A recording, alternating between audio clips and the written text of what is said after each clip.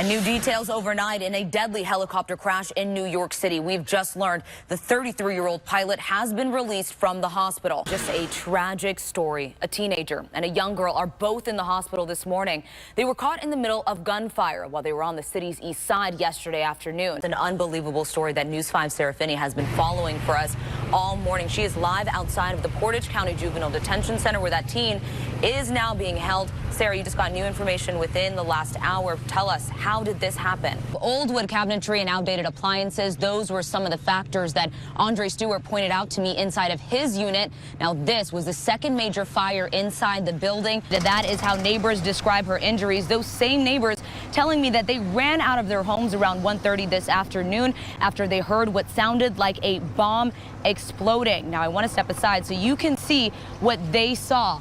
The home completely leveled. The 89-year-old was actually home when the storm hit. They say he was sitting in that comforter when high winds ripped the side of his home off. Well, there's some tense moments in Columbus at Senator Rob Portman's office as hazmat crews tested a package containing a white powder. And we are learning new details on a heartbreaking story. A fellow passenger tells ABC News the flight attendant who told the family to put their dog in an overhead bin had no idea there was an animal inside the bag.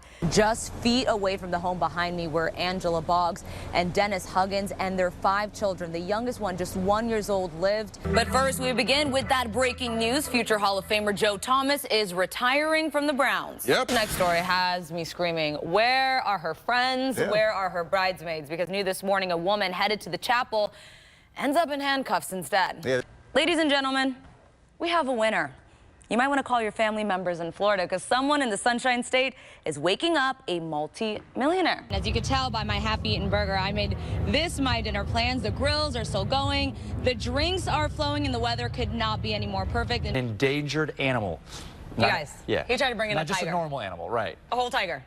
The agents discovered the Bengal tiger cub on the floor of the 18-year-old's Camaro. And then we reported last week that your gloves, your scarves, like people don't wash those often enough because it's nasty. Your gloves have a bunch of germs. They will be offering scholarships, so if you have a mean virtual dunk, or if you're the Kobe of 2K17, then you might want to listen up.